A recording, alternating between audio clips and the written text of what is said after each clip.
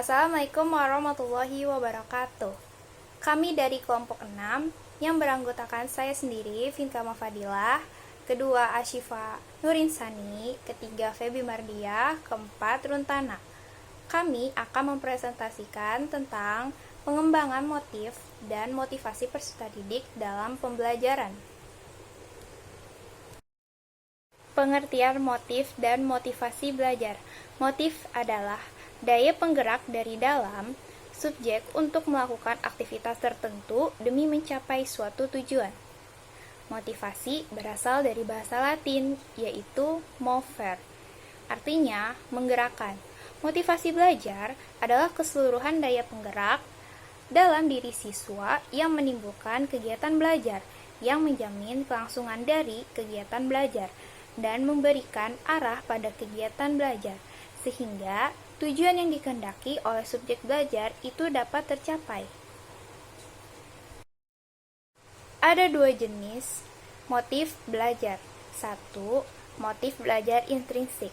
Motif belajar intrinsik adalah motivasi yang berasal dari diri siswa sendiri untuk belajar, seperti berprestasi, masuk sekolah favorit, masuk perguruan tinggi favorit. Kedua, motivasi belajar ekstrinsik. Motivasi ekstrinsik adalah motivasi yang berasal dari luar, misalnya lingkungan. Contohnya, motivasi ekstrinsik adalah iming-iming hadiah dari orang tua jika berprestasi, mengikuti saran atau nasihat dari guru, dan lain-lainnya. Selanjutnya adalah faktor yang mempengaruhi motivasi belajar adalah sebagai berikut. 1. Cita-cita atau aspirasi siswa. Motivasi belajar tampak pada keinginan anak yang sejak kecil, seperti keinginan bermain. Keberhasilan mencapai keinginan tersebut menumbuhkan keinginan bergiat, bahkan di kemudian hari menimbulkan cita-cita dalam kehidupan.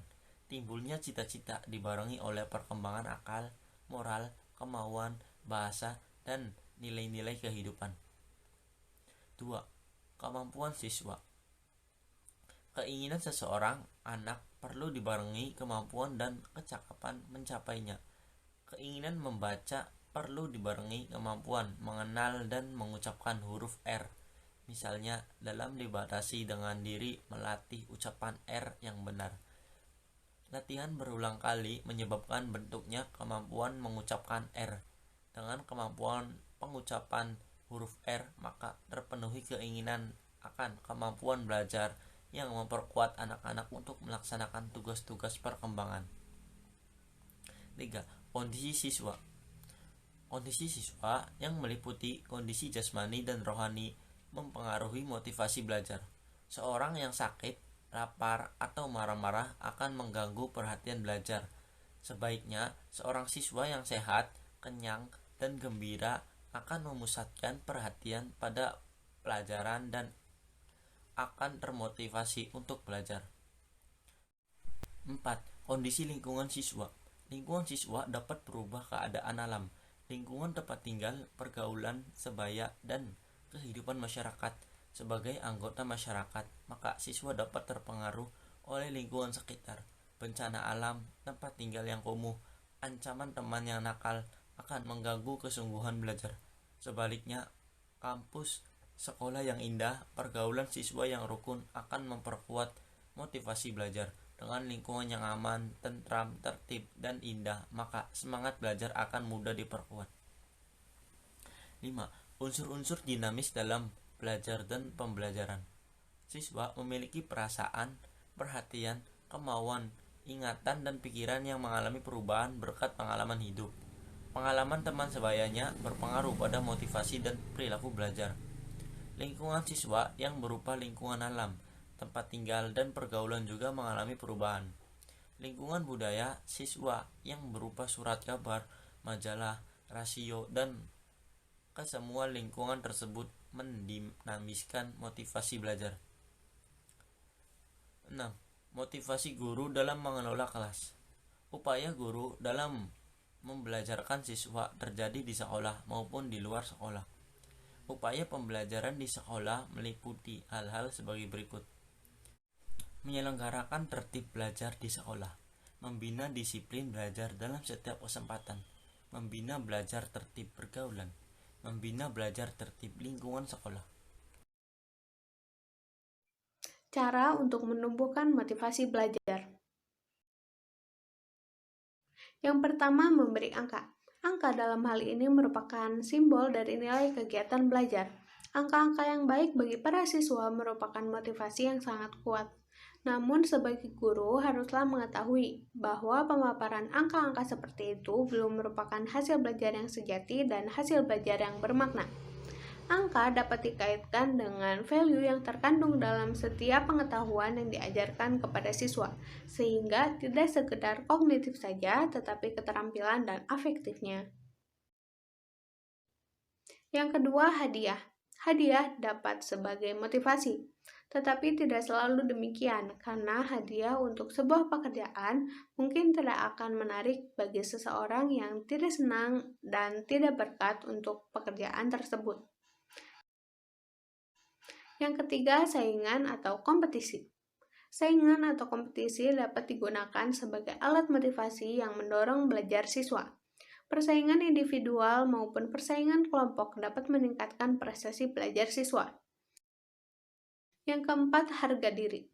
Membutuhkan kesadaran kepada siswa agar merasakan kepentingan tugas dan menerimanya sebagai tantangan, sehingga bekerja keras dapat mempertahankan harga dirinya adalah salah satu bentuk motivasinya yang cukup penting.